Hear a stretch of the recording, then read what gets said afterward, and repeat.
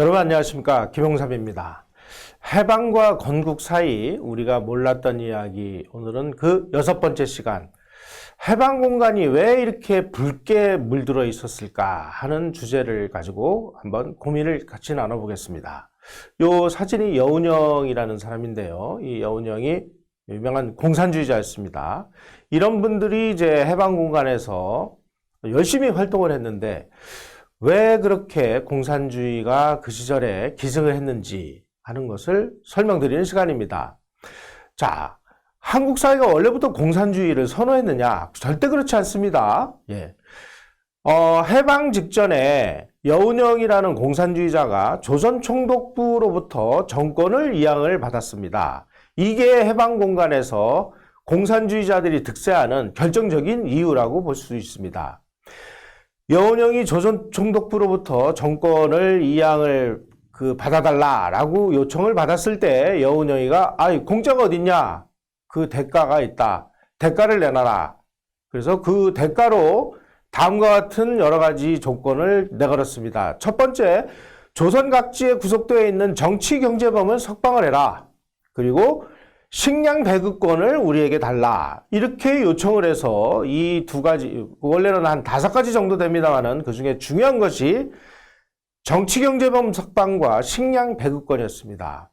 조선 총독부가 그 요구를 수용을 해서 일본이 항복을 하고 우리가 해방이 된 1945년 8월 15일 그 다음 날인 8월 16일 오전 9시에 전국 각지에 있던 교도소의 문이 활짝 열리고 그 교도소에 수감되어 있었던 공산주의자 1급 좌익사범 10,000명이 일시에 석방이 되면서 한국 사회가 일시에 좌쪽으로 기울어지는 이런 불행한 일이 벌어졌습니다.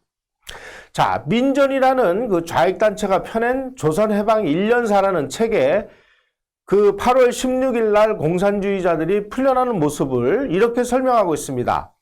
경성을 비롯하여 각지의 옥문이 열리고 유치장과 감옥에서 신음하던 혁명투사들이 경성으로 운집했다.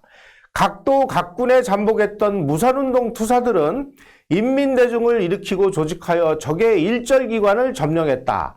무장봉기로서 각자 지방의 자유와 자주를 확보했다. 이렇게 되어 있습니다. 여운형이가 조선 총독부를 압박을 해서 석방시킨 10,000명에 달하는 사상범들이 석방이 된 후에 여운형이가 조직을 한 건국준비위원회 그리고 공산당에 들어가서 해방정부에서 행동대로 활동을 하면서 한국 사회가 순식간에 좌익으로 기울어진 것입니다. 바로 이처럼 여운형이가 공산주의자들이 중심이 된 건국준비위원회를 통해서 조선을 통치하는 역할을 하면서 김구의 임시정부가 완전히 그 코너에 몰리고 결국은 인정도 못 받는 이런 상황이 돼버린 거죠. 또 해방 직후에 좌익들이 주도권을 쥔 이유는 여운형이가 두 번째로 요구한 식량 배급권, 치안권, 언론사 장악권 등을 뺏어냈기 때문입니다. 여운형이가 이 매일신보를 접수하고 경성방송국을 통해서 건국준비위원회를 전국에 알리기 시작하면서 좌익세가 급격히 확산되기 시작을 했습니다.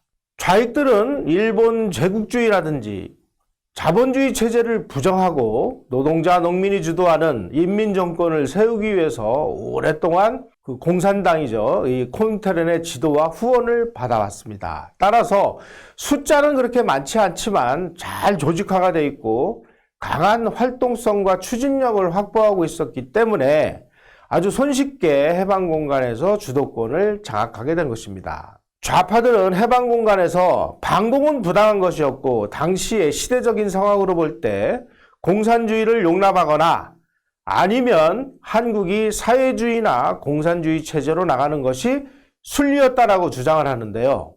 이거 정말 웃기는 소리입니다.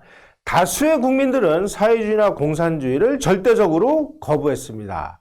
특히 북한에서 월남을 한 사람들, 이런 사람들이 북한에서 공산주의의 포악성을 아주 처절하고 철저하게 체험을 하고 내려와서 공산주의는 안 된다. 라는 반공을 외치기 시작을 했습니다. 미 군정이 1945년 9월 8일 실시되면서 한국에 와서 보니까 이 강력한 좌익 세력의 압력에 큰 충격을 받았습니다. 때문에 원래는 미 군정이 일제경찰을 해체하려고 했습니다만은 이 좌익의 치안대라든지 이런 그 무장 조직들이 준동을 하니까 1945년 9월 초에 근무처를 이탈한 한국인 경찰관들에게 복귀 명령을 내렸습니다. 다시 말씀드리면 일제 경찰을 해산하지 못한 이유는 그 사람들을 감싸 안기 위해서가 아니라 이 좌익들이 무장 행위를 그리고 폭동 행위를 그리고 이 사람들의 주도권이 너무나 강력했기 때문에 여기에 대항 세력을 만들기 위해서였습니다. 1945년 10월 21일 미 군정청 산하에 경무국을 창설한 이유가 바로 그것입니다. 이후에 좌우 대립과 무질서가 심화되자 할 수 없이 미 군정은 경찰력을 강화하기 시작을 했습니다. 원래 일제하에서 경찰은 약 2만 3천 명 정도였습니다만은 1946년 7월 2일에 2만 5천 명으로 2천 명이 늘었고요. 그리고 1948년 9월에는 3만 4천 명으로 증원하지 않을 수가 없는 상황이 됐습니다. 또 이 좌익들이 이 조선총독부로부터 식량 배급권을 가져갔기 때문에 이 식량 배급권을 차단하기 위해서 배급제를 폐지하고 자유시장제를 도입을 했습니다. 이렇게 되니까 조만간에 쌀값이나 이런 것이 오르겠구나 해가지고 상인들이 이 식량을 내놓지를 않아가지고 식량 가격이 폭등하고 매점매석 행위가 이루어지면서 식량 문제를 둘러싸고 많은 갈등과 어려움이 시작됐습니다.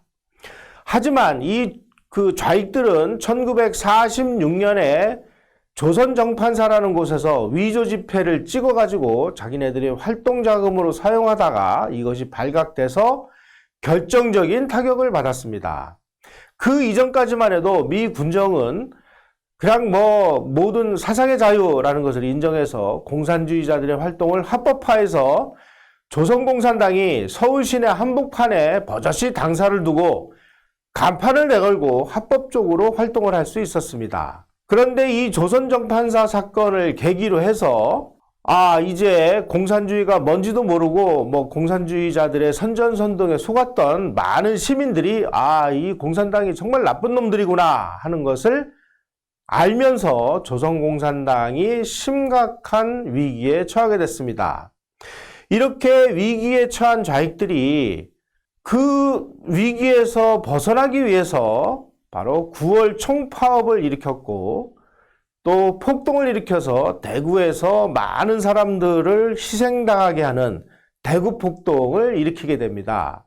바로 이 9월 파업과 대구 폭동은 박헌영이가 소련의 군정으로부터 소련 공산당으로부터 구호와 자금과 시위 방법 이런 것까지를 다 지령을 받아서 일으킨 사건이라는 것이 많은 사료를 통해서 밝혀졌습니다. 그 이후에 이 좌익들은 여기저기 숨어 다니면서 국립대학교 안 반대 투쟁, 3.1절 투쟁, 3.2 총파업 이런 식으로 끝없이 사회 혼란을 야기를 했고, 그리고 박헌영은 체포령이 내려지니까 월북을 해서 남로당을 계속 부추겨가지고 폭동과 파업을 지속적으로 일으켰습니다. 자, 조선공산당이 이제 너무 지지를 잃어가니까 이름을 남로당으로 바꾸고 대동정당으로 탈바꿈한다 하면서 당원 배가 운동도 벌였습니다. 그리고 당원들에게 혁명의식을 고취한다고 하면서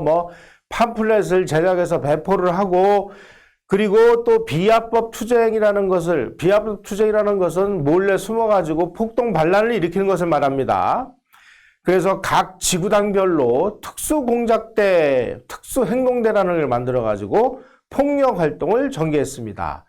바로 이런 폭력 활동을 위해서 청년당원들을 월북시켜가지고 평양 근처에 있는 이 강동정치학원이라는 곳에서 게릴라 훈련을 받아가지고 그 게릴라 훈련을 받은 사람들이 다시 월남을 해서 뭐 태백산이라든지 오대산이라든지 지리산 일대로 침투해서 그곳에서 폭동 반란을 일으키는 주역 역할을 하게 됐습니다. 남로당은 이러한 그 폭동 반란을 계속 지휘하고 부추기기 위해서 중앙당 조직부 내에 프락치과라는 것을 만들어서 운영하기도 시작을 했습니다.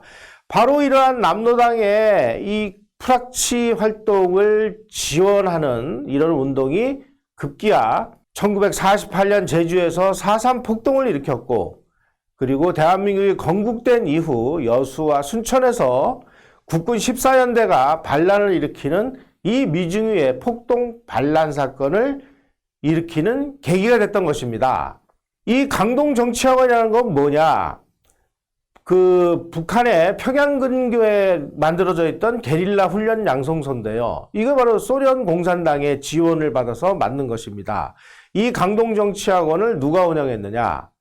박헌혜가 운영을 했습니다. 그래가지고 단기반, 장기반 이래가지고 거기에서 마르크스 레닌주의 정치학습, 그리고 유격대 투쟁 뭐 이런 것들을 아주 전문적으로 훈련을 시켜가지고 남쪽으로 난파를 시켜서 해방공간에서 끝없이 폭동과 반란을 부추기는 그런 역할을 했던 것입니다. 자, 오늘 한번 다시 내용을 정리를 해보도록 하겠습니다.